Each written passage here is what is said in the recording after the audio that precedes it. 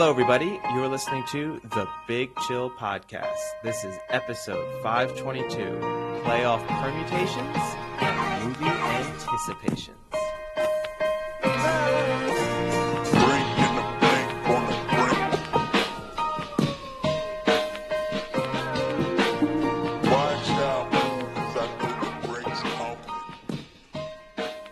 Hello, Big Chillians. Welcome back to the Big Chill Podcast. I'm Frank. I'm here with Eddie. Eddie, how we doing? Yeah, I'm glad it's the weekend. Unusual recording time for us. We always like to comment It's Friday. when... It's not the weekend. Well, for me, it's 7 o'clock on Friday evening. So you still got some time left. But is that considered the weekend? I thought the weekend is a Saturday. No, I think the weekend starts Friday night. Does it? Yeah. It's Friday night, Saturday. That made me want to sing that annoying song, but it's Saturday in the park working on the 4th of July, that one? No. But yeah, no, the weekend definitely, I think the weekend starts like 6 to 7 o'clock on a Friday. Okay. As soon as you're done with work on Friday, it's the weekend. It's the weekend. Yeah. So I guess if you finish work at, 9 in the morning on Friday, it's the weekend. But what if you work Saturdays? Well, that's always, that's where it becomes iffy, because then you do get people who are like, they'll say their weekend is like Tuesday, Wednesdays. But yeah, which is not, because it's not the end of the week. That doesn't make sense. It's not how it works. It's your work weekend, maybe. Yeah. Yeah, it's not like if you work Christmas Day, you can't just be like, well, Christmas for me this year is the 23rd. Yeah, that doesn't work. Yeah, it is a pretty unusual recording time. I'm actually excited because we have our couches coming in today, and it is in 16 different boxes currently being shipped by FedEx. Okay. And what the are the first odds? Challenge to see is I won't be there, and I don't know if they're going to just leave them out front of our house, because I know technically they're not supposed to come into your house, but I said leave money and then give them some money and maybe they'll bring it in. So we'll see if the boxes are at least brought into that. How much money are you giving them? 20. Yeah, that's pretty good. $20. A little over $1 per box that they got to carry in. Yeah, but the other thing is I don't know how heavy these boxes are, because I read in an email it said you can move a box by yourself pretty easily, but they suggest to bring a friend to enjoy the putting together of But the Frank, couch. that was highly targeted, highly personalized emails. So they know how strong you are. So you think that's it? We've seen your deadlift videos on Instagram. Yeah, they're like, you might be able to do all of them. Yeah, you could move a box easily by yourself. A normal human being could not. Yeah, we'll see. So I'm pretty excited to have to put this together. I mean, I love a good IKEA project, so I'm pretty excited. That's a lot of IKEA boxes. Well, I think it's literally just each part of the sectional, and you kind of just have to put the hardware underneath and clip them together. Yeah, I don't know. It's just a couch. It's not like shelving. I know, it's but not nothing. Like secret compartments coming out, and like a fridge in it. I'm not George Costanza. But nothing from IKEA is ever as easy as it. No, it's not IKEA though. Oh, okay.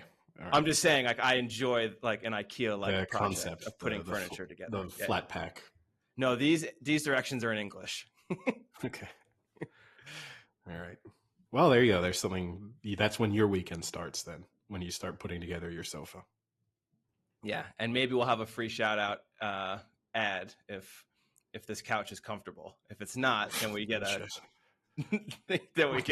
Right, you get a free ad because you bought a sofa that you paid for. We're not giving that company an ad. Maybe they'll give me more money or more sofa. Is that what we're going to start doing every time we? I had some delicious milk this morning in my tea. Shout out to that milk company. I got a new Nespresso machine. It's working pretty well. That's back-to-back episodes. You're really going for the Nespresso money. Nespresso, I love this machine. Send another. Yeah. We'll see if that works. So where would you like to start, Eddie? Would you like to attack Sam, ex-host of the podcast, a little and tell him to slow his roll? Or do you want to go into the NFL? Let's start with the Premier League, because that will be a quicker section.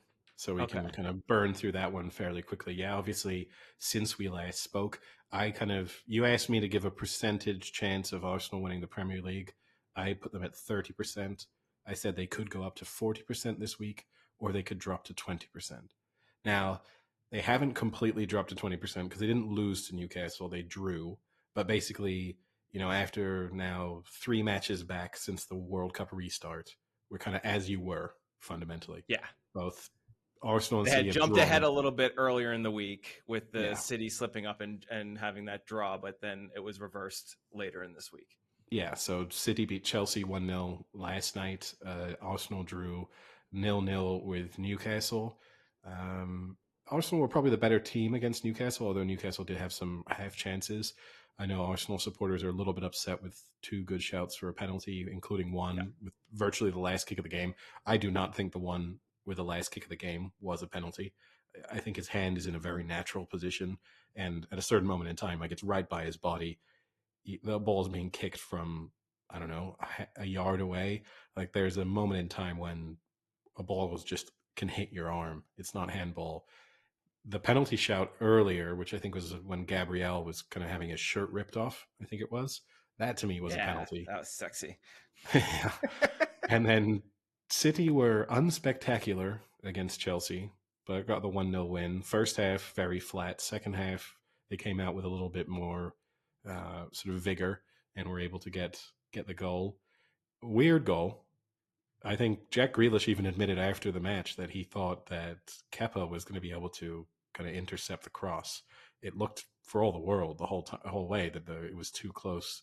The ball across the face of the goal was too close to the keeper, but Kepa just kind of sank to his knees and didn't make any real attempt to stop it. But Chelsea got hit by 2 more injuries. Their season's just kind of being derailed by players dropping like flies. And but yeah, for City, not the most impressive performance, but they check off going to Stamford Bridge and getting 3 points is not easy. So Yeah. they'll be pleased with that. Yeah. And I watch a lot of City matches because I think they're just one of the teams that are always on TV here because they're a top club. And I mean, I'm a big Grealish supporter, and I have to say, since after World Cup, he's looked much better, and it almost looks like he's pushing himself into a position where it's becoming a difficult decision of not getting him out there more. Because I mean, the match he started, I think that was the first one they came back. He looked great. I Yeah. mean, he had a bunch of opportunities, and obviously he's known for getting fouls called on him and things like that. But more than that, he was really good with the ball. He was setting up opportunities. And then, this match again, he didn't start. You had Foden in, and then, he replaces Foden. And then 3 minutes later, he's setting up a goal, right? And again, whether that was purely him or luck or what have it, but he's creating opportunities. And he's Yeah, no, caught a lot of heat from City supporters over the year since they've gotten him. And I think he's since World Cup, he's looked really good. yeah, sometimes I almost feel he's too honest for his own good. Like when he was interviewed after the match, for starters, he's definitely the go-to if he has played in a match. I think even if he hasn't played, because he had a very good interview when City won the league, he didn't even get on the pitch, and he kind of was the person everyone wanted to speak to. I think he's the go-to interview because he's so open and honest, and he speaks in a way that just most professional athletes don't. I don't think there's a lot of footballers who would have said they thought that that the ball was too close to the keeper. Like I think they would have said, "Yeah, it was perfect, wasn't it?" He also then admitted that he kind of just hit the ball across the face of the goal because he was expecting Erling Haaland would be somewhere around there, and then he was surprised when he looked up to see that Erling Haaland had actually dropped back and so wasn't in the sort of space he was hitting the ball into. Those are 2 pieces of information that I don't think a lot of footballers would kind of admit because Yeah. it's sort of like peeking behind the curtain. Uh, It sounds like, but it sounds like you're not fully knowing what you're doing a little bit. yeah, and in general, I feel a little bit sorry for him because even yesterday, again, he gets asked these questions. Like he's been at City now for 18 months. He still gets asked about how he's acclimatizing and adjusting and learning the system under Pep. And you do feel a bit sorry for him that it's been a while now to still be, this is his second season to still be going on about it. Seems a little bit extreme, but he's definitely, he admitted again last night, it's a completely different system. At Aston Villa, he was allowed to kind of wander around the pitch, try and find different ways to influence a match, and kind of do almost what he wanted to based on what he thought the weaknesses in the other team were. And at City, he has very strict instructions to stay wide, to stay high. He doesn't have an overlapping fullback to kind of take advantage of because that's not the way the City play. So it's probably not a team that suit him the most in a lot of respects, but he's improving as a footballer for sure. And I think you have to give Guardiola a lot of credit too, because he really gets his players to buy into the idea of learning the system that he's implemented. And he also works really hard then to actually improve the footballers themselves. You see it a little bit with the kind of project of Phil Foden over the years and how he's been used within the team. But you're seeing it now with Grealish too, where I think some managers would have either wanted to change how they play to just fit Grealish in because they'd spent £100 million on him, or they would have signed him and then said, do you know what, he doesn't really fit the system, so let's just find a way to get rid of him. And this commitment to actually improving people as footballers, he's not 19 years old. I think is kind of commendable, and it's good for England because you've got, I think English players at City are becoming better footballers by being there. Yeah, for sure. I mean, you look at the English players they have, and they all had a huge impact in the World Cup.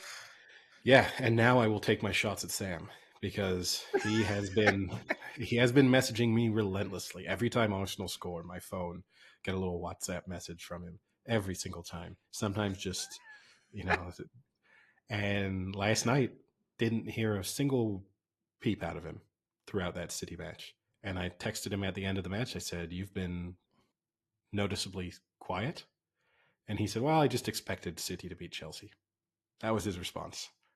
So, as if it was, I mean, he'd message me if Arsenal were playing the blind school. He would be texting me every time they scored. But the fact that he doesn't expect City to, not even worth mentioning. If anything, I think that kind of is an acknowledgement on his part that City are the better team, because he's saying, well, yeah, I just expected them to go away and beat Chelsea. Whereas if that had been Arsenal beating Chelsea, I would have got instant text messages, clean sheet, efficient performance. Yeah, but remember, Eddie, this is a Chelsea team that are as many points to the top four as they are to the bottom three, as I told you and Ollie yesterday. Yeah, no, they're not having a great season. And it will be interesting to see how long Potter has there.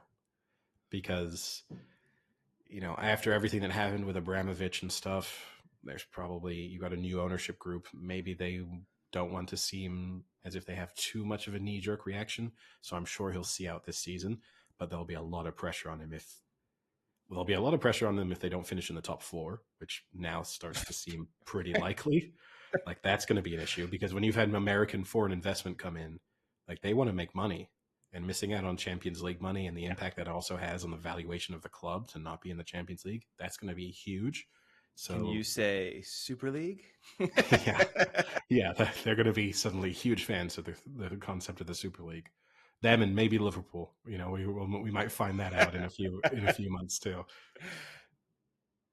Actually, so I did hear from Sam, but it was on Wednesday. I texted him after their draw, and I said, "Not optimal," and his response was, "Nah." But they've only shipped 11 goals this season. We should have won it, but they're a decent side, so we have to drop points somewhere. Which is a fair assessment. Like, that is actually, that is a normal reaction.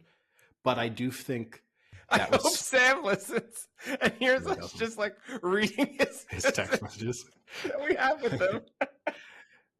The thing is, if from an Arsenal perspective, I do think it was a missed opportunity because coming off the back of City dropping points against Everton, which is a huge surprise, they could have just kind of stamped their authority a little bit of then beating Newcastle at home. It would have been a real statement win. It would have then put City under so much more pressure going into that match yesterday. I mean, I think City would have still felt the pressure and seen the opportunity to kind of claw back 2 points was important. But had Arsenal beaten Newcastle, you would have almost felt like it was a must-win match for City. Yeah.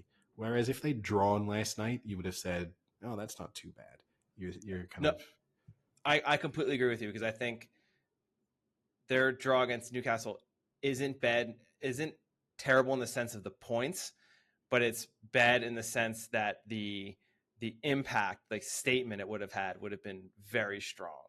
Like, and I agree, like you're going to drop points, but the way things were going to really win that match and then say like, boom, we went up 2 and we're going to stay up 2 on you right now. Like now you need to keep pace. That's a big statement to kind of have City kind of feel that a little bit. Yeah, and And then who knows? depending, Maybe that pushes City to score 6 against Chelsea. yeah, We'll never maybe. know. And now, right, they face a real test. They've got, I mean, this is FA Cup weekend, so everyone gets a little bit of a break. But next weekend, they're away to Spurs in the North London derby. That's never going to be an easy fixture. And then they're at home to Manchester United, who are arguably the informed team in the Premier League. So, again, it's maybe they'll pass both of those tests, but it really puts them in a situation now where that lead that they have could evaporate pretty quickly. I don't know. I'll be interested to see. I'll ask Sam in the next episode. We can read some more of his text. I'd be interested to ask any Arsenal supporter. If you're listening, you can tell us through search for the Big Chill Podcast on Twitter or search for the Big Chill Podcast on Instagram. But I would be interested to know like what if you got offered a certain number of points now going into those 2 matches, what would you take? 4 points? If I said right now, Spurs away, Manchester United at home, we'll just give you 4 points. Would you take it? Yes.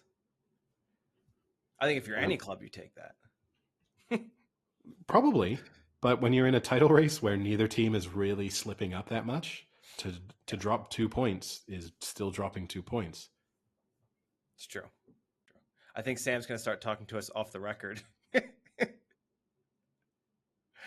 He already says too many things that are off the record for him to start adding them to a list of them. What kind of text messages are you getting? Yeah, you don't want to know. I guess interesting too, looking ahead to those fixtures, because City have identical fixtures, but reversed. So away to United and then home for Spurs. So same thing. Do you think City would take 4 points? Because I don't think they would. No, but they're City. They're the better club. No, I know, but I think City are looking at that, especially, I mean, United are a different team to the one that they beat at the beginning of October, but having demolished United at the beginning of October, I think they would just say, right, that's 3 points we should be getting. And then Spurs, we should beat Spurs. Well, I guess then, speaking of this weekend and upcoming sports, we can talk about the NFL and the now even more complicated playoff permutations after the Bengals Bills game has been officially canceled. The fact that we're now having to deal with winning percentages and not just team records, which Yeah. I mean, in a sense, so I guess the NFL is pretty lucky that it's just seeding and it's not actual getting into the playoffs, because that would be a nightmare. I don't think they would have done it. Like, I think if this had been like I think they would have replayed it or continued it. I don't think they would have canceled the game or expanded the playoffs, because there was some talk like over the last 48 hours when they were talking about possible options. One of them was expanding the playoffs to 8 teams per conference and then not having a bye as a way of, well, this way we eliminate the issue with the bye and no team is getting that advantage, so we have to include an extra team. And I think if like the Bengals had been on the bubble, they probably would have had to have done that, because otherwise it's too big of an issue. Yeah, because I mean, the other thing is there is a buffer week between the championship and the Super Bowl, right? But I'm assuming that there's so much other things going on that you can't push. Like there's like the media days and the travel days, and that they probably have that almost built into that bye week schedule, that you can't just push everything but the Super Bowl up a week. That probably would have been a disaster for their like monetary outcome of the Super Bowl, I'm sure. Well, I think the bigger issue of that would have been for whoever gets the bye in the NFC, because then you're facing potentially, like you're not playing football for a couple of weeks. And so then, they always have the talk when you get the bye of the kind of rustiness versus readiness debate. And is it even that good to have a bye?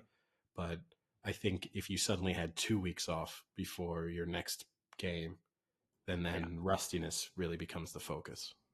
But yeah, should we give a run through then of the it still has to be officially voted on, so it's Yes, subject to but change.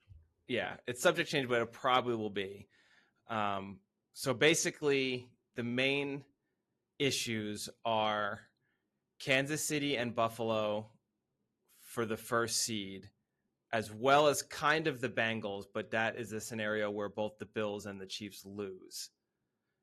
But if Buffalo and KC both win in week 18 and they both meet in the AFC championship game, it'll be played at a neutral site. I guess technically you would say Buffalo has the bigger complaint here, because if they had won out, they would have been the number one seed. Although they were losing that game. I do think there's 7-3 in the first. sure, but there's that caveat to add. Do you know what I mean? Like, it was on the road against a good team, Yeah. and they were losing. So Yeah. it's not like it was game over, but it's not as if they were up 21-0 and they're like, hey, you're really taking this away from us. Yeah. And then the reverse, if they both lose and then Baltimore beats the Bengals and the Bills and Chiefs eventually made it to a championship game again, it would also be played at a neutral site. And if they both lost and the Bengals win, a Bills or Bengals versus the Chiefs would be played at a neutral site. So pretty much if the Bills and the Chiefs, or if the Bengals and the Chiefs make it to the AFC Championship, it's going to be at a neutral site. Yes. And then you throw in the other element here, which is if the Ravens beat the Bengals, then they will have a coin toss to see which one of them has home field advantage in the scenario that they play each other. Yes, if they play each other. So if they do win, there's also an opportunity that they don't play each other, depending on how other things work out, right? So yes, yes, very not terribly confusing, but I guess it'll be interesting for me if it's played at a neutral site how they sell the tickets, because that's where I would be pissed if I were a season ticket holder and I would have had the opportunity to be in an AFC championship game, but now I'll be put in like a lottery because maybe they do 50-50. So, so there's a chance even as a season ticket holder, you won't get to see the AFC championship. That would suck. It would suck for the fans. I mean, it's going to be an interesting dynamic because it's two teams with diehard fan bases. So, both of them will have people travel. So that's another. You're talking Bills. This is Bills Chiefs you're talking. Yes. Yeah. So there's another interesting element there. Also, the venues that they are discussing as the possible neutral venues, one of which is Miami. That would really be screwing people. I mean, why are you going to make someone go from Buffalo and could have potentially had a home game in the NFC Championship game, and now you're throwing several $100s for a flight, several $100s for a hotel. I mean, that's just not fair. I mean, right now, I would say, depending on how it works out, like Pittsburgh would be a great one. It's cold, it's outdoor. They'd both be. That's something, because I feel like if you're KC or you're Buffalo, one of your advantages is it's an outdoor cold game. If you play a warm weather team, so it'll be outdoors. It's kind of in the middle. It's not a bad option. The most likely venue, based on what they seem to be saying, is Indy, because I think they want to have. I don't like that it's a dome, though. You know me, I love outdoor games. All of the venues they're discussing are indoors. I think they should play at State College at Penn State. 106,000. You could probably fit both fan bases. Don't even have to do lotteries. Yeah, that is true. That would be pretty cool, actually. But no, I think all of the ones they've discussed have been indoor stadiums. And then, because they were leaning towards Detroit initially, because obviously the Bills had played that home game that had to be moved in Detroit anyway, but seemingly the Detroit stadium is not available. So it seems the Lucas Oil Stadium in Indianapolis is the most likely, because it's kind of between Buffalo and Kansas City. So it sort of seems like a good. If I'm choice. Penn State, man, this is an opportunity here. This is a moneymaker. Why are they not pushing this hard?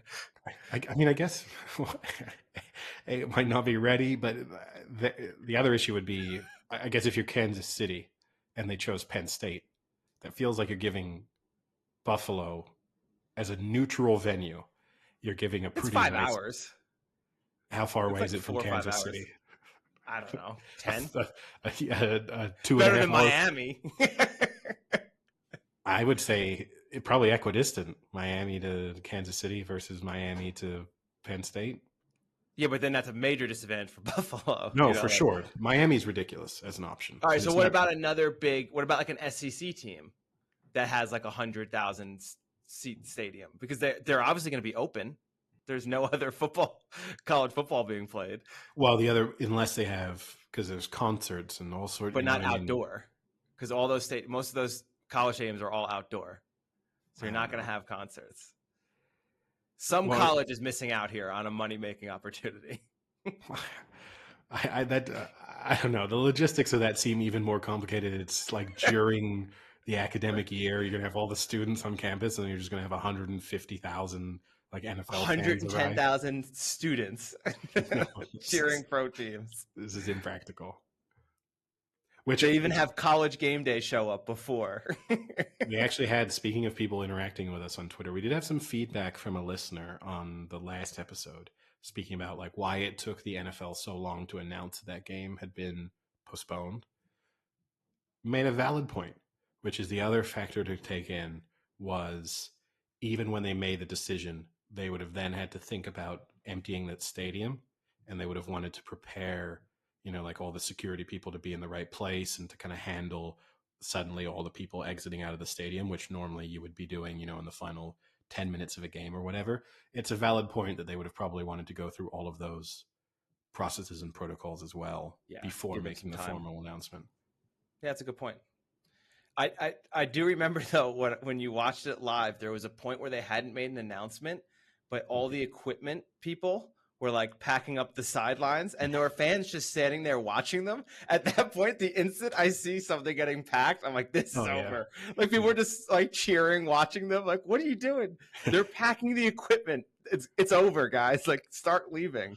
Get your jump start now. Yeah, there's people a moment stay in time for like another 30 minutes. Yeah. Well, people are dedicated. They just wanted those really cheap in-stadium beers.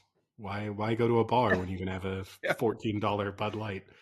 That never gets warm because it's 4 degrees outside. Yeah, there you go. So I guess now, we can go through the games that have meaning for Week 18, because there are quite a few where teams will still be wanting to play because, they have something to play for. Sure. And then I guess, so we can go, I'll go chronological because I know you don't like when I just go randomly. Okay. So we start with Saturday, 4:30, Chiefs and the Raiders. 4:30 local time, yeah. 4:30 local time, yes. Well, you always throw out time. Eastern time. No, it's Eastern time. It's not local. Not even local time. So this is interesting because did you know Patrick Mahomes has a chance to break the passing record? I didn't. How far off? Do you want to guess how many yards he needs? I don't know. I don't know how many yards does he have now? So Patrick Mahomes currently has 5,048 yards. I'll say he needs 370. He's a little more. He needs about like a little over 400. So the record is 5,477. And do you want to know who that is? You should know. Drew Brees? No, he held the like career one. I should know. Yeah. It's Peyton Manning. Okay. Interestingly, though, it's Peyton Manning on the Broncos. Yeah, probably in his first season there when they were just 2013. When they were just demolishing everybody. When he broke the single season touchdown record too, right? But then Brady broke it back, didn't he? Yeah. So and that's the thing I don't miss. Remember when we had to go through that period where between Brady and Brady and Manning, all three of them? Yeah. Well, no, it was Brady and Brees, and that was particularly bad, where literally every game, each one of them was resetting the record, and we had to hear about it endlessly. I do thank God Drew Brees retired and put an end to all that. For now. Yeah. Maybe that's what he's doing. He's waiting for Brady to retire, come out of retirement, and then try and re-break the record. Yeah. But they Raiders have the 30th best passing defense, so there is an opportunity for Mahomes to break that record. I would like. Let me put it this way: he's going to go over 300, but can he have like a crazy day and go over 4? Will just kind of depend on how many 80-yard touchdown passes he has, I'm sure. Yeah, and they expect the Chiefs to win and just lock up the number 1 seed in whatever, sort of. I mean, it gives them the bye no matter what. Win that, they get the bye. Then as to the home field advantage will be decided on Sunday in the opening few rounds of the playoffs. But I mean, I think it's going to come down to a neutral site, and we can get. I mean, obviously we'll give our predictions, but I think Buffalo is going to beat the Patriots. Yeah, I would. Yeah, I suppose. Yeah, I guess the question is if they care. The only risk you have is that they decide, you know what, now that we're not getting a bye, do we care that much about playing Kansas City and Kansas versus in a neutral site? In which case, well, they'd get the 2 seed. If they lose and the Bengals win, I think they get the 3 seed. But again, do they care? Like, do you care that much about your playoff seeding? Once you've not got the bye, once you don't have home field advantage through the playoffs, do you care that much? And I assume that they will. And also, I would think if you're them, given all of the circumstances of the past and events of the past week or so, you might not want to go into the playoffs on an additional negative of a loss. You might want to kind of lift some spirits there. And then the Saturday night game is the win and you're in Titans versus Jags. The Titans are going to be starting quarterback juggernaut Joshua Dobbs versus Trevor Lawrence. And the spread is 6.5 here. Yeah, it should be higher. I mean, it really should be higher. It's basically the Jags versus Derrick Henry. That's what this is. No, it's can you limit to Derrick Henry to under 200 yards if you're the Jags? Yeah. And can Trevor Lawrence not have one of those games where he throws multiple interceptions, which he has, or fumbles? He has a tendency to fumble too. Yeah, the Titans haven't scored over 14 points in their last 3 games. So I think if he can get to 14, you've got a good shot to win this.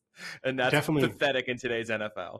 Definitely get to 21, and it's probably over. Yep. And then I guess if the Jags don't win, they can still get into the playoffs through a little backdoor of everyone else in the AFC needing to win would lose, which would be the Pats, the Steelers. I think that's it. Or is there one other team? Dolphins, sorry. Pats, Steelers, and Dolphins all lost. Even if the Jags lost, they could make it. But I don't think that'll happen. I don't think we'll need to get to that. And then Sunday, the early games, you have the Patriots and the Bills. Patriots win and they're in. And the Bills seeding and potentially neutral AFC championship if they make it that far. Yeah, obviously if the Chiefs have lost, win and they get the number 1 seed. So outright. Because that would also solve, then there would be no neutral venue.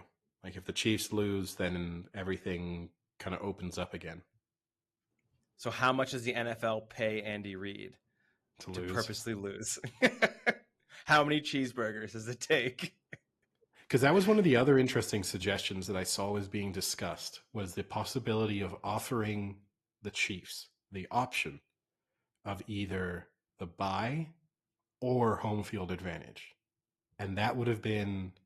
Okay. And that would have been an interesting one as to which one you then take. I think you have to take the bye, personally. Because you don't want to run the risk of nominating, like everyone knows you chose home field advantage and then you lose in the first round of the playoffs. That's super embarrassing. I think you have to take the bye. You definitely have to take the bye. Because, I think with the NFL too, I know it's debated, but I think that bye gives you the potential to get players who are injured back to being healthy, to actually get them to play. It's a huge bonus. So Patriots, Bills, for me, if the Bills have something to play for, which I think they will, I think they're going to play their starters, and I think they're going to demolish the Patriots. Yeah, I expect them to win. I kind of expect all the teams that need to win to win. Yeah. Fundamentally. I guess another disappointing thing for the Bills with having that game canceled is they've never won 14 games in a season, and they would have had the potential. Again, you were right. They were losing that game, and that was a tough game. I'm not giving them the win there, but they would have had the potential to be a 14-win team, which would have been the first time ever in their franchise they would have done that. But they could tie the record for 13s, which is the most they've ever had. Vikings at Bears. The Vikings are locked in, and they can kind of switch seating a little bit, but not too much there. I think the most significant part here is Justin Fields was 64 yards short of the QB rushing record, which might be one of his only accomplishments he ever gets, and they're sitting him out. I think that's a little harsh, but yeah. Yeah, I expect the Vikings. I think if you're the Vikings, one of the few teams where you'd say we need to kind of put some momentum Get that back into our taste season. out of our mouth. Yeah, because the wheels are kind of coming off here. And yeah, I mean, also they do have potential seeding ramifications, but yeah, I think the most important thing for them is just like, let's kind of, put the accelerator back down on our season going into the playoffs, because otherwise this is not going to be a good feeling. And then another early game is Jets-Dolphins. The Dolphins win and the Patriots lose, and they're in. So a good chance that they could make it if they can win this game. They won't have Tua again, which is unfortunate. And they're going to go with Skylar Thompson because Bridgewater is also hurt. This is a very worst case scenario for a team that needs a win, which kind of sucks. Because I think when they do have Tua, they're good. Like, they're a playoff team with Tua, and they've lost 5 straight. So it's not looking good right now for them. But I think they can beat the Jets with Joe Flacco. Jets with Joe Flacco. That's who's starting. Yeah, I don't know. This might be the one. This is it's at Miami as well. I might put Miami in for the loss here, and the Patriots making the playoffs as a result. The over-under is 38 here. I'd go under. I would too. This could be a 17-10 win. I might take under 3.8. 3-0. Yeah, 2-0. Just one safety. Yeah. Yeah, that's it. I think the Dolphins will win this. I mean, just their roster is better overall. Yeah. I don't know. I don't know. I don't know how to feel. But yeah, I don't have a lot of faith in the Dolphins at the moment. Yeah. The Bucks and Falcons doesn't matter. The Bucks are already in the playoffs and they're locked into that 4 seed no matter what. It sounds like Brady might play. There's been no indication that he won't. I guess the only indication that he might not is the line, which is Atlanta -4. Yeah, and that might be an indication that either he's not going to play or he certainly won't play the entire game. Yeah, I mean, I guess right. You don't why would you say something if you don't have to? But especially with Brady, he's of that Belichick mindset, right? Like, why would I tell you? Like, and knowing Brady, he'll then come in for the opening snap, and then immediately hand it off and then leave. Yeah, just to kind of like mess with them in some meaningless way. Also, early Sunday, you have Browns at the Steelers. The Steelers can still make the playoffs if both the Patriots and the Dolphins lose. ESPN gives them a 15.6% chance of that happening. And I guess them winning, right? And them winning, yes. Yeah. Which seems about fair. Yeah. The Browns have been eliminated from the playoffs and also don't have a first-round draft pick next year. So not the season the Browns would hope for. No, but I guess if you're trying to be positive as a Browns fan, maybe you see this as the season of punishment for the Deshaun Watson situation, and then you get a fresh start next season. Is it fair that they have to take the punishment for No. the Deshaun Watson situation? And he took no financial punishment? No, it's not fair. It's not No. fair at all. I will say I think the Browns win this. Since Watson's come back, he looked pretty bad his first, but every game he's getting better and better. Last game he had 3 touchdown passes. Amari Cooper had over 100 yards. So I think they're finally starting to click a little. And I my opinion on the Steelers. I do not think they're a very good team. I do not think Kenny Pickett is a playoff caliber quarterback yet. So lock it in, everyone. The Steelers are winning. The Steelers are going to the playoffs, and the Steelers might even win a playoff game. Good Steelers fact here. Najee Harris is, I think, like 40 or 50 yards away from 1,000 yards. He'd be the first ever Steelers running back to go back-to-back his first 2 seasons with 1,000 yards.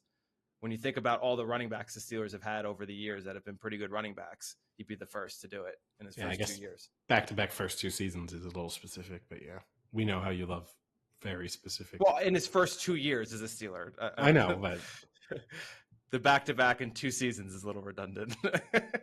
No, I said first 2, but yeah, it's yeah. And then also the early games, Ravens, Bengals. This obviously is a big one. So both teams are in, and the Bengals are now the AFC North champs. But like we said, the Bengals could be alive for the number 1 seed if both the Bills and the Chiefs lose. Ravens again without Lamar Jackson. Yeah, I think we don't even have to say that anymore. We just have to say when he plays. He's back. Yeah, okay. You may as well say I'm not playing a quarterback for the Bengals, the Ravens. I think this is a Bengals win pretty easy.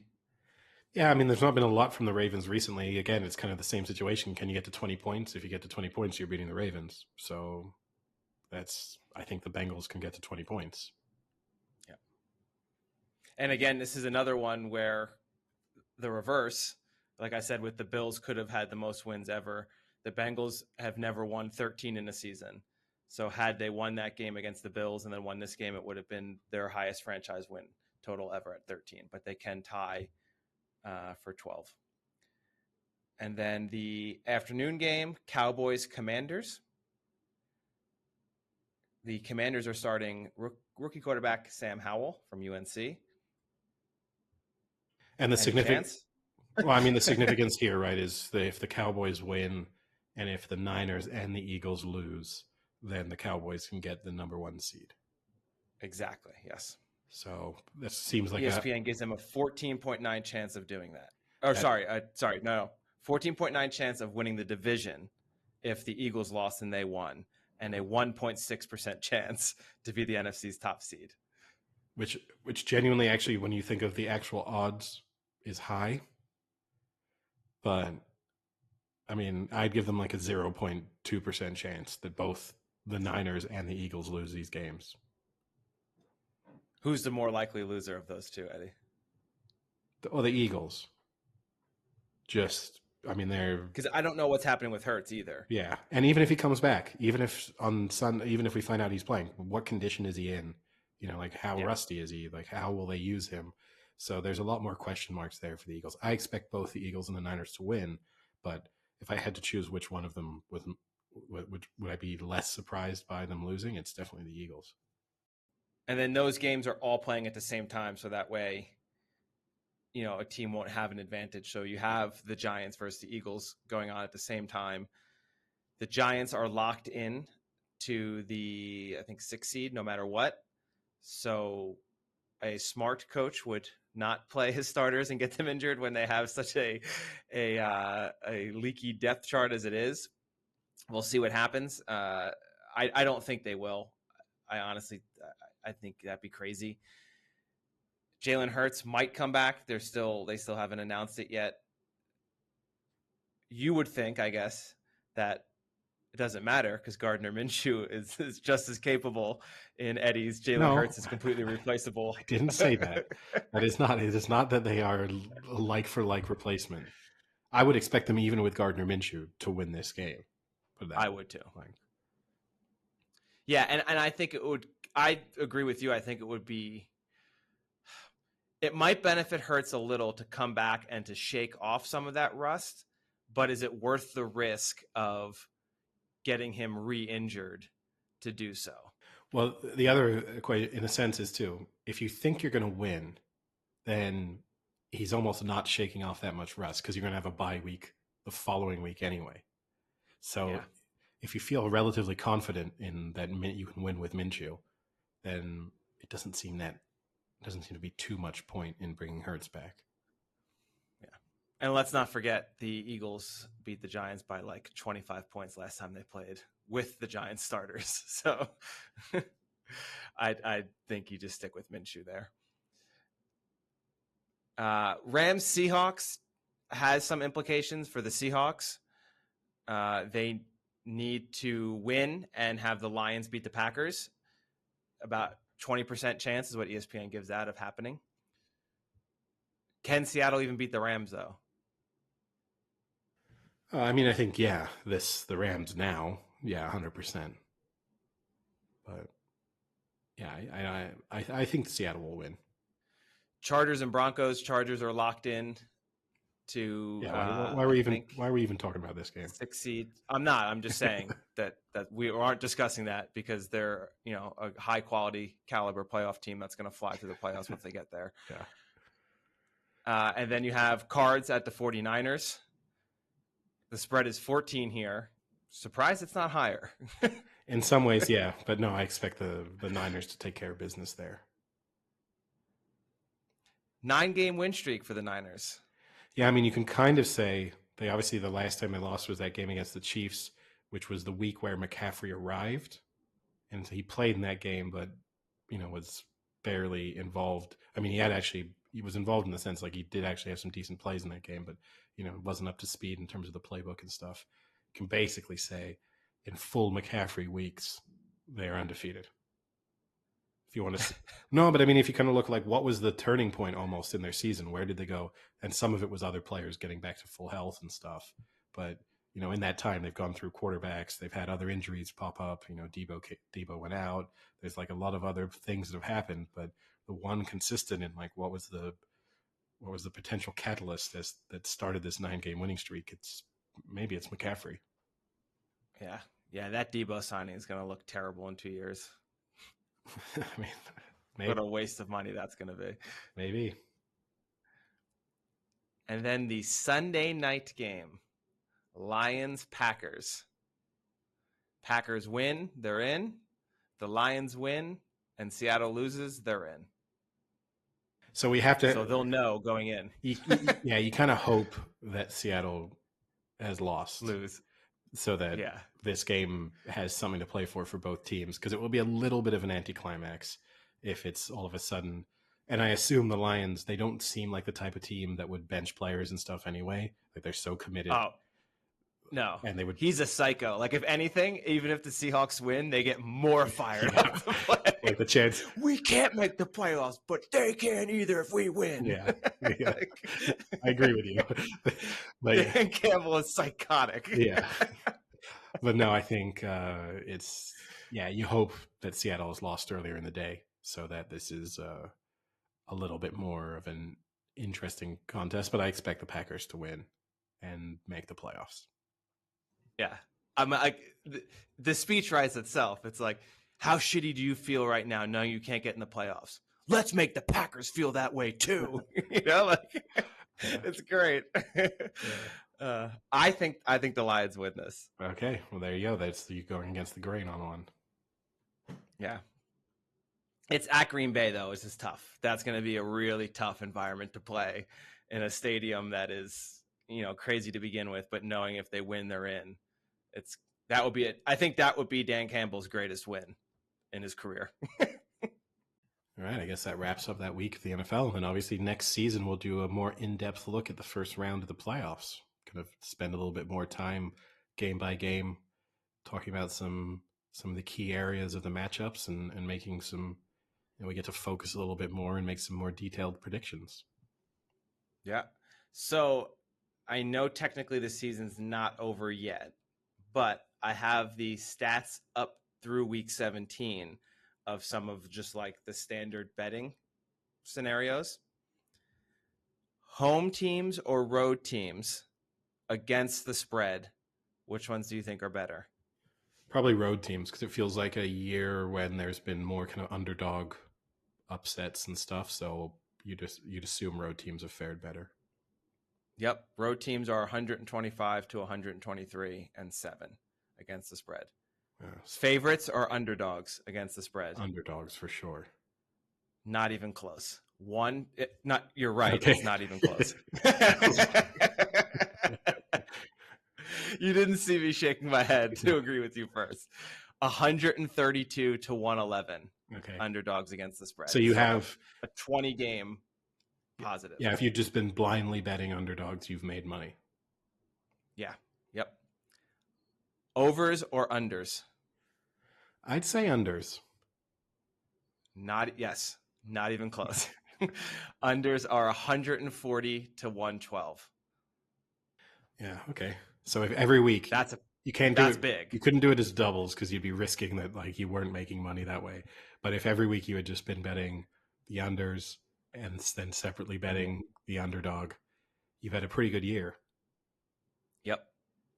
Do you want to take a shot at? I have the top 4 best teams against the spread. You think you can guess any of them?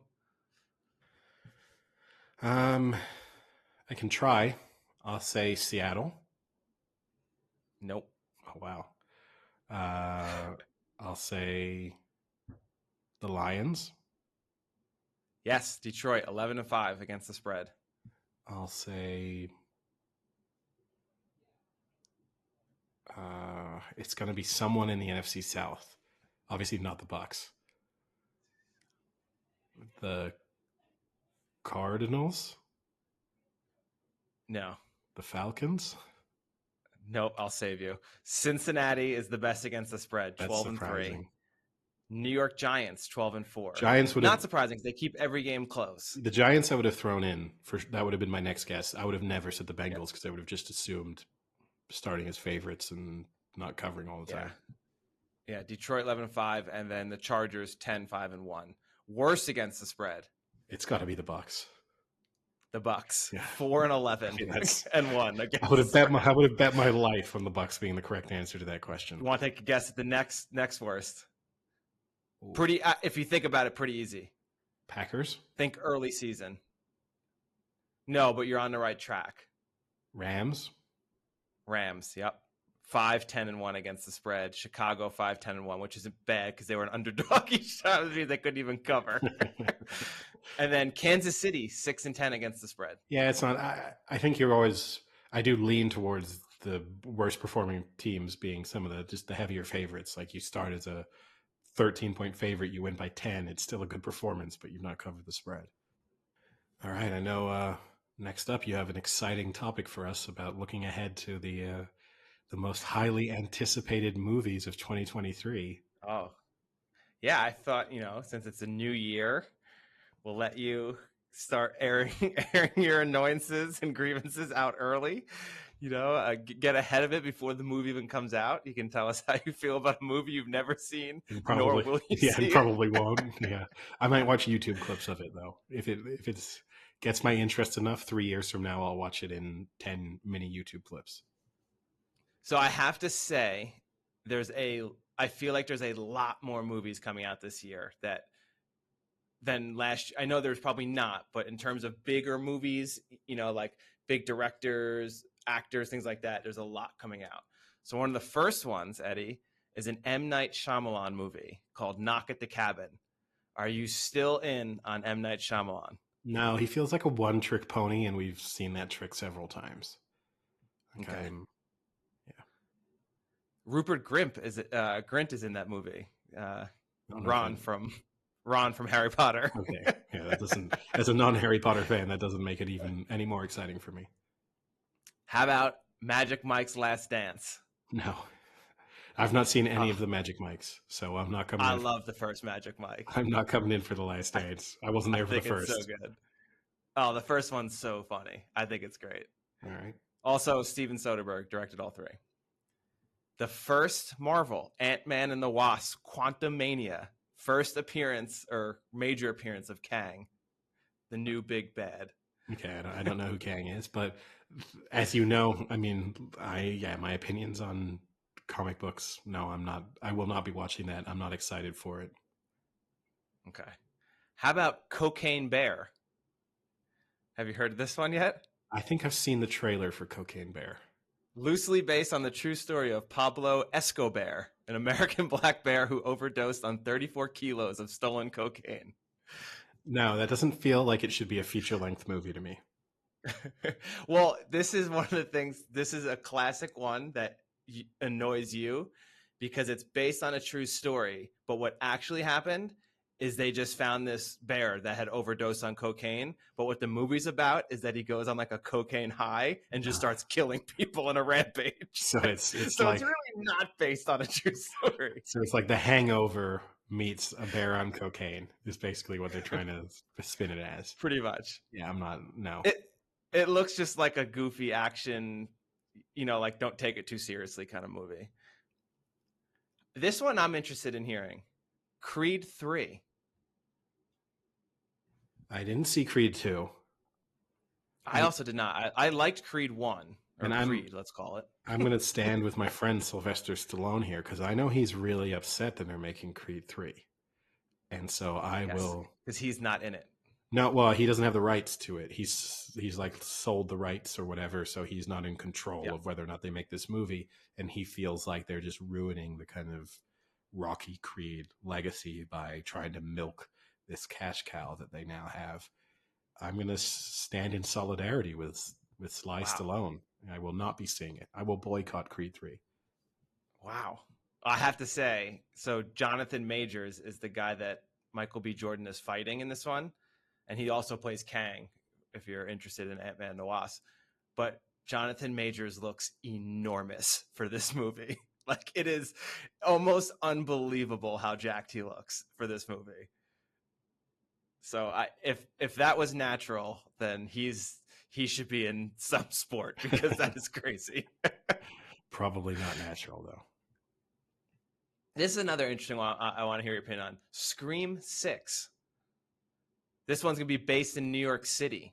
I don't know the last Scream that I saw. Maybe you didn't see Scream 5 because they've like kind of restarted it a little bit now. I think Scream 3 is probably the last Scream that I saw. Okay. I probably won't be seeing this one.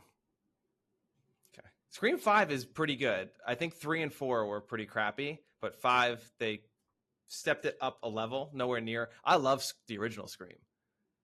I think it's a pretty good movie.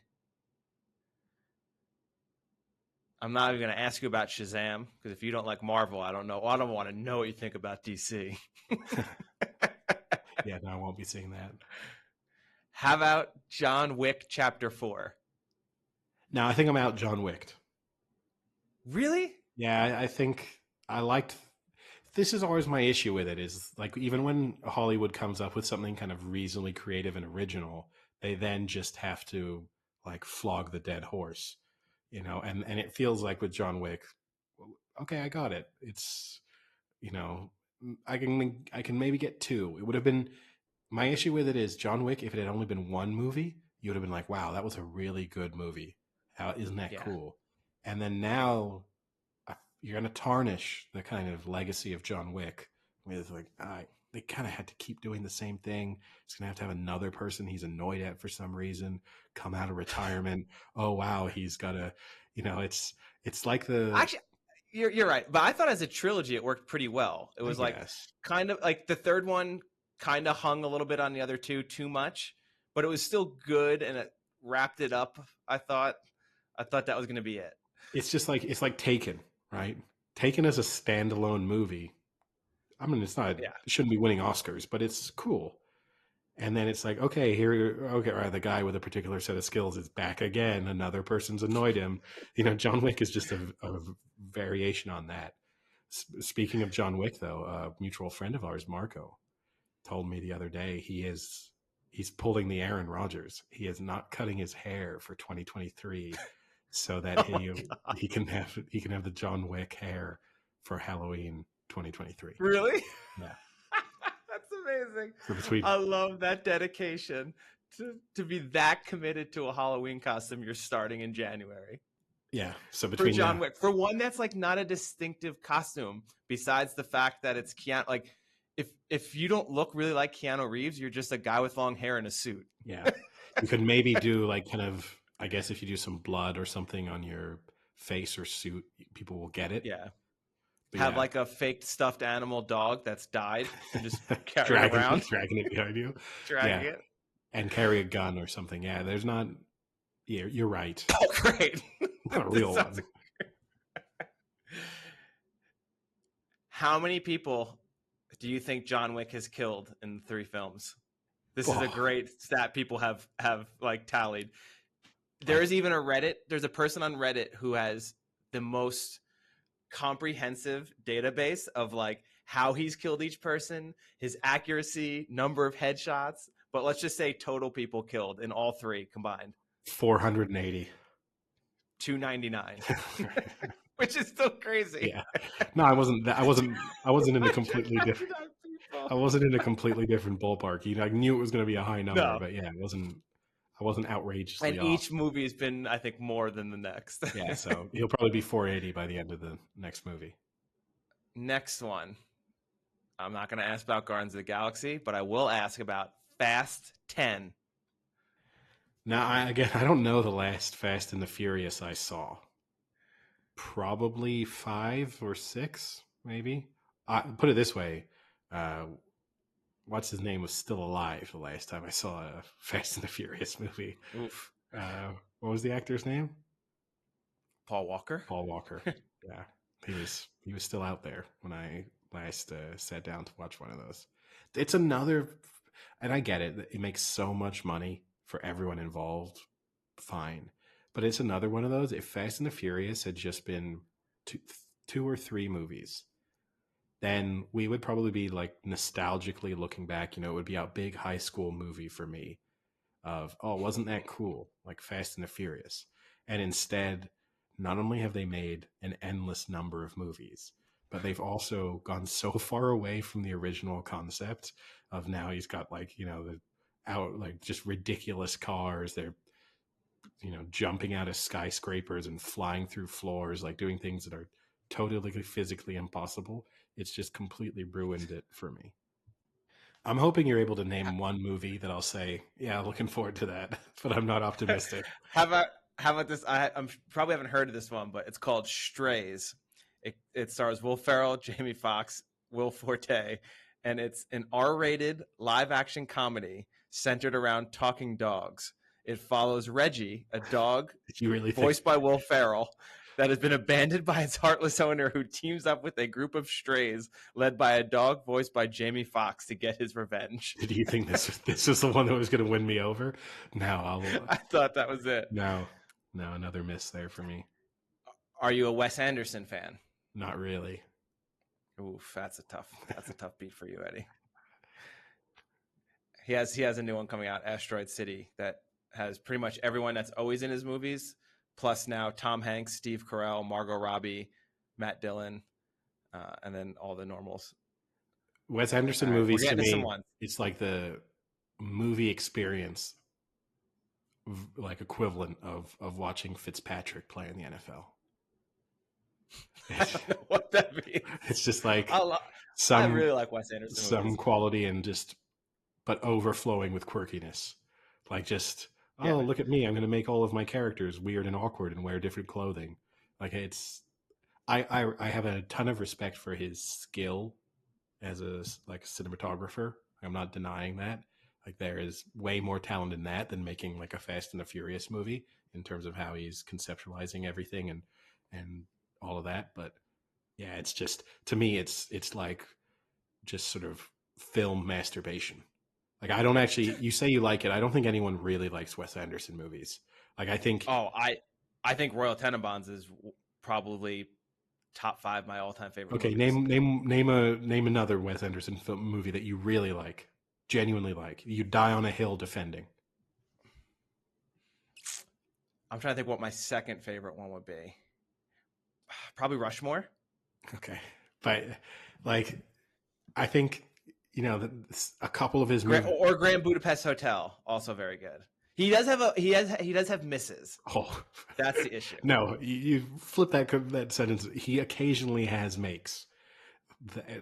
I just think for the most part, people like saying you like a Wes Anderson movie. It's like it's trying to instantly inject yourself with personality. Like, oh, what kind of movies do you like? I like Wes Anderson movies. Oh, wow, this guy's like artsy and intelligent. Like that's Thanks, Eddie. no, but you're not one of those people. But I think 98% of people who tell you they like Wes Anderson movies, that's what it's trying to do. It's like you're really just trying to project certain things you associate with Wes Anderson movies. Yeah. And it's like, I think the only way you allow that is if, like you said, they are very into the like cinematography aspect of it. Then I think it's fair to say you're a huge Wes Anderson. The only way I will allow it is if I can then ask you. It's Wes Anderson. I don't even think he's a fan of his own stuff. I think the only way I allow it is if I then follow up and say, what's the last like truly indie film you went to see? And if you're like, oh, I regularly go to like blah, blah, blah cinema to watch like independent films on a consistent basis, I'll let you like Wes Anderson films. But if you're like, Okay. oh, I don't know, like Avengers that, Endgame. Yeah. But yeah, if the movies you've gone to see this year in the cinema are Marvel, DC, a Star Wars, and a Wes Anderson film, you can fuck off.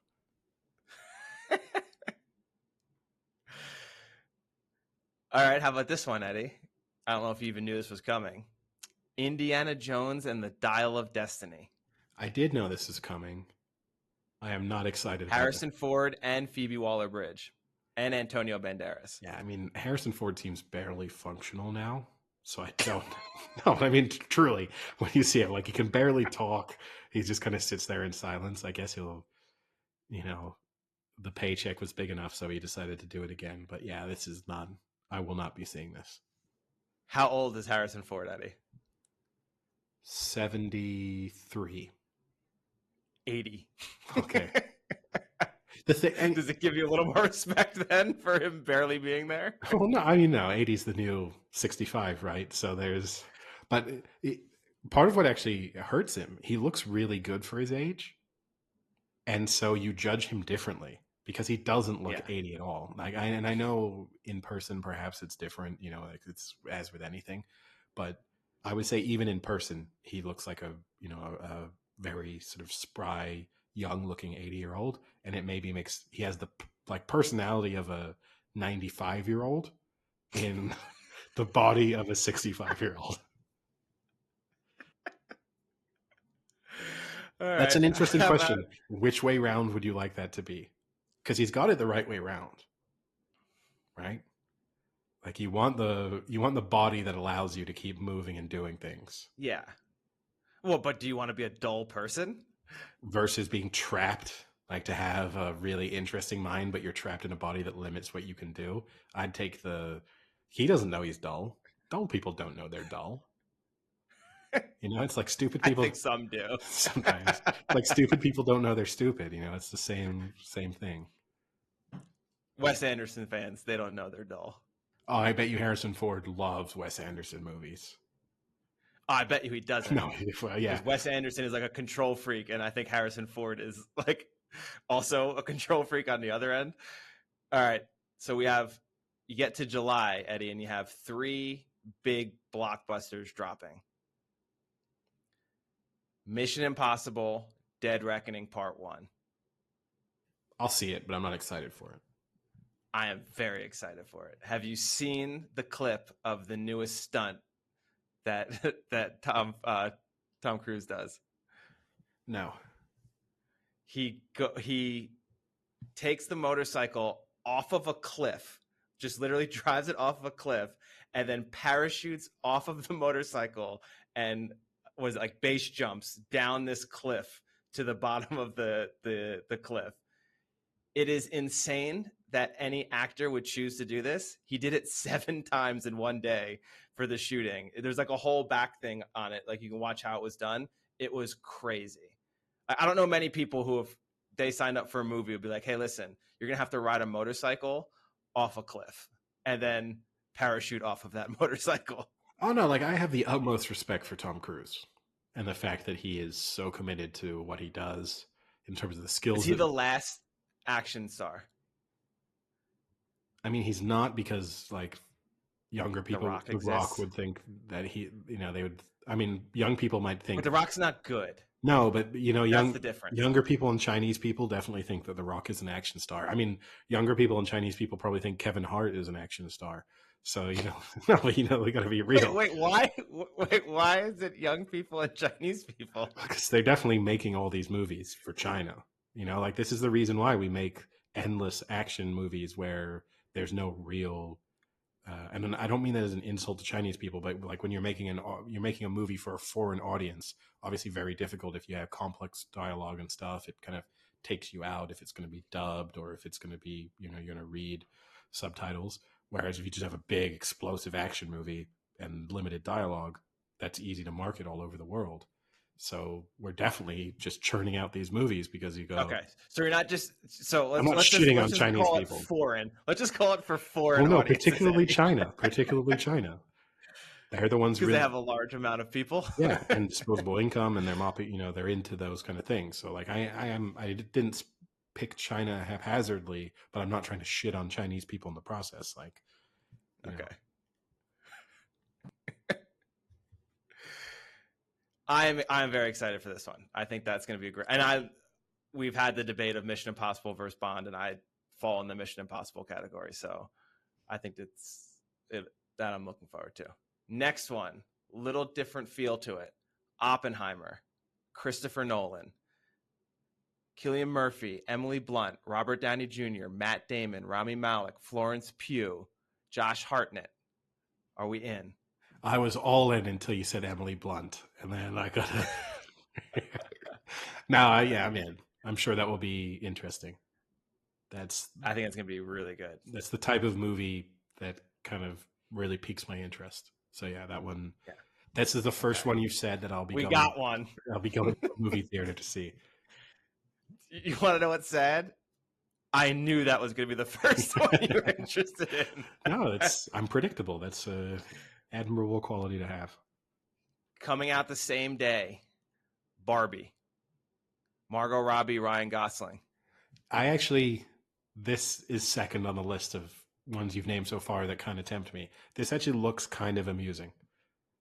And Ryan Gosling, it has a potential to be like funny and good depending on the perspective they want to take here. The thing that convinces me is Ryan Gosling, because he delivers such a good comedic performance. Like whenever he's in funny things, as like a dead face, like dry, straight man kind of thing. The dry delivery that he has, he's so good at that's the thing that makes deadpan, not dead face. It's just a corpse. He has a great face. It's not dead. Once again, Ryan to have Ryan Gosling. Ryan Gosling's cut off his face. Ryan Gosling's bloated dead face has delivered another striking performance. Yeah, he's also in Oppenheimer. He's one of the people that just gets destroyed by the nuclear bomb or atomic bomb, I guess. But yeah. Yeah, no, it's I don't know if I'd see that in the movie. I'm not sure if I'm going to pay to go to the movies to see it, but at some point, like whenever that hits, Netflix or whatever streaming service it's going to be on, I'll definitely watch it. How about this is one directed by Taika Waititi. Next Goal Wins. It is based off of the documentary of the same name that chronicles the real-life story of the American Samoa national football team's qualification to the 2014 World Cup. A little sports movie. Michael Fassbender, star, is the coach. Yeah, I probably won't be going to the theater to see that, but again, that probably makes it to a streaming service. I don't know how I feel necessarily about everything that.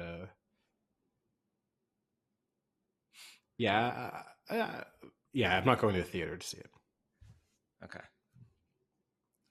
We get to November. We're getting towards the end of the year. Dune Part 2. No. I want to see Dune Part 1. I saw it recently, actually, for the first time. Did you like it? Not. I mean, I didn't like the original Dune, and I never read the book. when everyone, like when we were younger, everyone was reading Dune. It was like huge. Never interested me as a book, and I didn't enjoy the original movie. This one was obviously visually nicer to look at. It's kind of cool. To me, that would be a perfect plane movie. If that's See, my uh, funny you say that. I saw it on the plane. I think when I went to visit in Paris, but most people would say that's a movie you have to see in theaters yeah, because of how the visual effects. I know the plane will not do it justice for sure. It's not the experience when they're putting this together. It's not the experience that they're Yeah. like trying to optimize it for. I understand that, but yeah, to me, that's the type of movie I sit down on a plane. I look through the list of movies, and it's like, oh, Dune. I would have never watched this normally, and then it does two things. It probably mildly entertains me, and also if I And fall eats asleep, up 4 hours. it's up for it. And if I fall asleep during it, I'm not upset. Like, oh well, Yeah. I guess I'll never know what happens. I liked it a lot. I liked the first movie. I'll probably now see the second one in theaters to get a better experience. But for me, the issue is I've never read the book or books, I guess I should say. So I am not that invested in it because I don't fully understand what the fuck's going on because it's a very complicated book. Let's stick with Timothée Chalamet. He is also going to be in Wonka, where he is going to be playing Willy Wonka. Are you a big Willy Wonka guy? I mean, I liked the original The movie. Gene Wilder version. Yeah, and I think those are tough shoes to fill, right? Because Gene Wilder, like, he just embodies that character now. Like when you imagine, like when you picture it in your kind of mind's eye, you think of. Well, it has been filled one other time. I know by uh, what's his, Johnny Depp. yeah, and that didn't like supplant the Gene Wilder version. I'm not a huge Timothée Chalamet fan. I think he's a good actor. Don't get me wrong, but it's just like people are too going out of their way to like praise him. It's like when I have to listen to him speak French, and people are they're mind blown that this actor can kind of speak French, and it's like people just want to like lick his balls because of it. That to me just I struggle with that slightly, but no, I will not. I think that's would disappoint me and anger me to watch it because it would just be like touching a childhood classic, even though it's a movie that existed way before I was born. Okay. Now I have a few that don't have release dates, but probably will be 2023 that I've handpicked for you. First one, Air Jordan, directed by Ben Affleck, starring Ben Affleck, Matt Damon, Jason Bateman, Viola Davis. It's centered around Nike's attempts to sign Michael Jordan for an endorsement deal that would ultimately become the massive success it is. Who's playing Michael Jordan? Viola Davis? No, Ben Affleck. if Ben Affleck's He's tall. if Ben Affleck's playing Michael Jordan, I'm all in just for the controversy. Chris Tucker's also in this, so maybe Chris Tucker's playing him. Chris Tucker. I don't think it actually like. Yeah, they probably don't show like, him. Yeah, I bet you there's a scene where it's like him walking out of a room, and you're just going to see the back of his head or something. But yeah. I mean, let's hope for Ben Affleck's sake that because he got a little bit of backlash, right, for Argo, because he directed it and put himself as a star, and then the guy he was playing was actually Latino.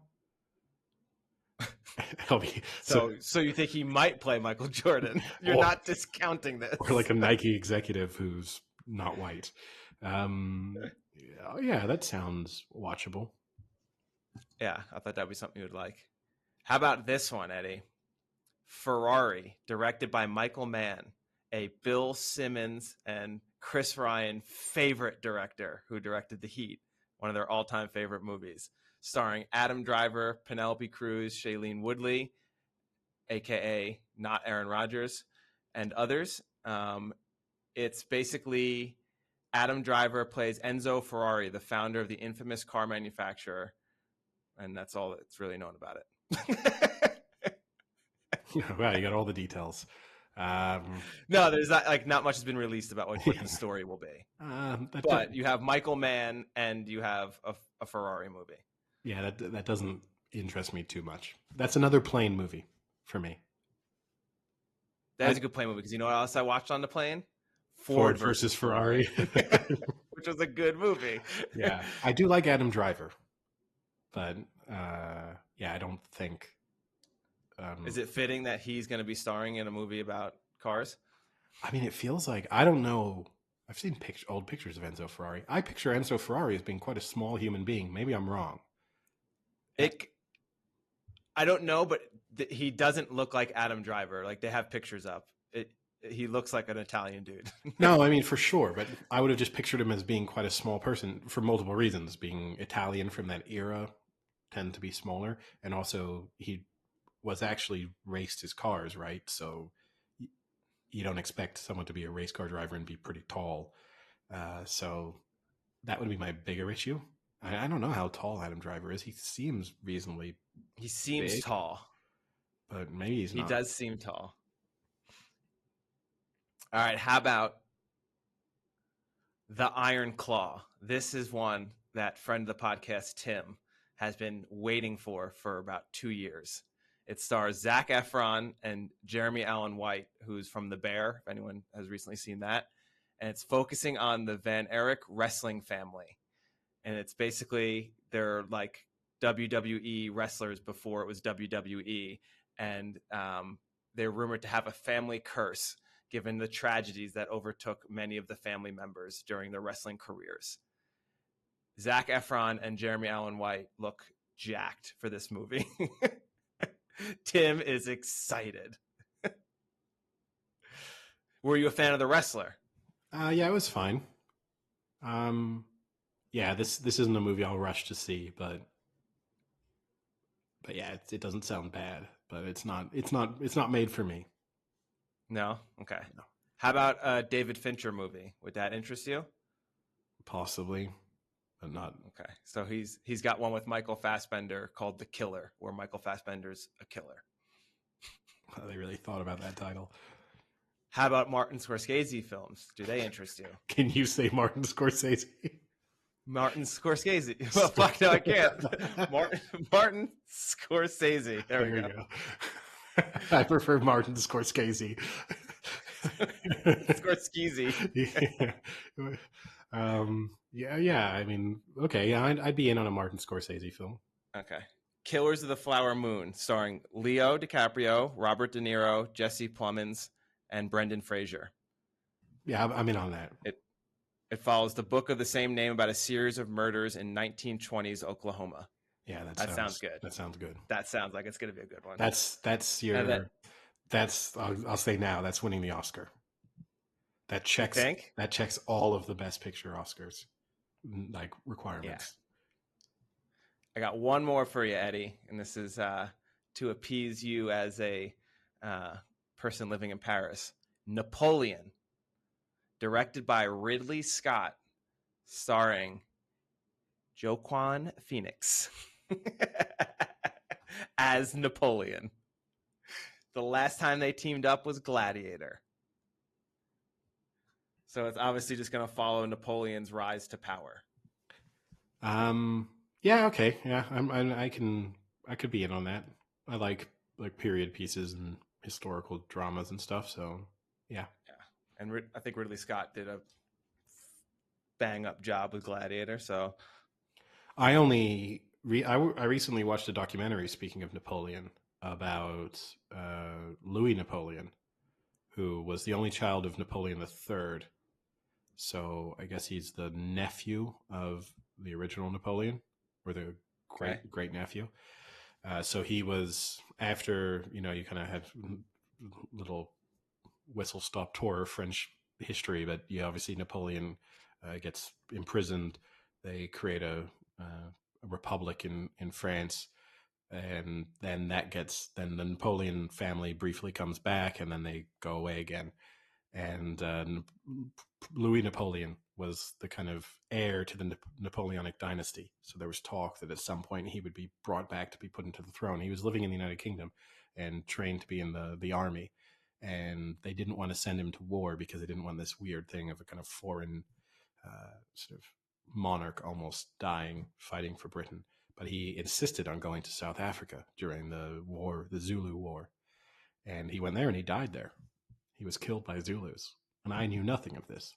It was a documentary that fascinated me. Like literally, that era of history really interests me, and I knew absolutely none of it, which blew my mind. Like it's not often that you kind of watch a documentary and literally I knew none of the details. I mean, I knew about the Zulu War and stuff, but I knew nothing about this person existing. I knew nothing about him going to fight in South Africa. But yeah, there you go. Mini All right. pointless history lesson. Check it out. Be a great. I'll throw that out there. Great movie idea. Got a lot of Like a spin-off. Yeah, you got a lot of different interesting storylines to put into one, and a lot of big characters get to come in. Queen Victoria gets to be part of it. You get a lot of major historical figures who then suddenly become relevant within it. Yeah.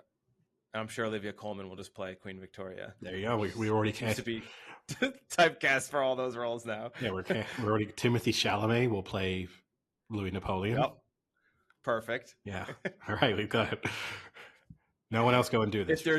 If there's like a younger aristocrat woman, you can throw in the sister who stars in The Great. I don't know if there is. There's Louis Napoleon's mother, who is a pretty significant figure. So there you're talking like middle-aged actress. I don't know who you fit in for that, but yeah, we've get some star power in this movie. We'll start pitching it a couple years from now. I was thinking of Elle Fanning from The Great. Big Chill Productions will have its first blockbuster movie out. So I guess maybe next podcast we can do some of the TV shows that are coming back, and we can see which ones of those excite you. I have to say, I don't watch nearly as many movies as I used to, and watch way more TV. And I think most people would agree with that. Yeah, I'd be more excited for the TV shows than I am for the movies. Because I watch it's like 90-10 in favor of TV consumption for me. I'm going to ask you one now that's already out to see if you have watched it, because it was recommended to me from the creators of Peaky Blinders, Rogue Heroes. Yeah, I watched the whole series. It's okay. That's not what I want to hear. Like it's entertaining, it's watchable, but you do, certainly in the early episodes, there seems to be a shift. If you watch it, there seems to be a shift a couple of episodes in terms of the style. Early on, you can just tell it's from the guys who made Peaky Blinders. Like a lot of this has like that music stuff too. Yes, and very similar shots, like the entrances to scenes where it's kind of the camera is moving through like a doorway, and you've got the music that isn't suitable for the time period playing really, really loudly. Like there's a lot of that. And they kind of ditch that as the series goes on. And it's all right, let me ask you this. This is something that will get me excited. Is Alfie Allen good in it? Yeah, he's pretty good. Okay. I like him as an actor. Yeah. Confusing though, because when I hear, like when it was first told to me and I heard Peaky Blinders and Alfie Allen, I associated Alfie with Peaky Blinders and thought it was Tom Hardy. And so in my head, I was like, oh, Tom Hardy's in this? Yes. Yeah. It would have been a great role for Tom Hardy. Just in the desert. In the desert with a weird... Where's he been, actually? He's been quiet recently. No, you don't see those videos that go viral of him just like rolling on the mat, jiu-jitsu with random people. Yeah, or like motorbike. He's really into like motocross. Yeah. He's shaping himself as the future Tom Cruise. Although it's not as impressive to say, Tom Hardy does his own jiu-jitsu. It's like, okay, cool. In a scripted movie, that's impressive. Yeah. All right. Anything else, Eddie? Don't think so. And that's just about it for me. College football national championship. Georgia by 25. I'll take TCU by 25. You think they're plus 25? Okay, but that's a bold prediction. Okay. Will you take TCU plus 14.5, which I think is the real spread? Yes. Okay. There we go. I think I will. All right. Don't count out the Hypnotoad, Eddie. I never do.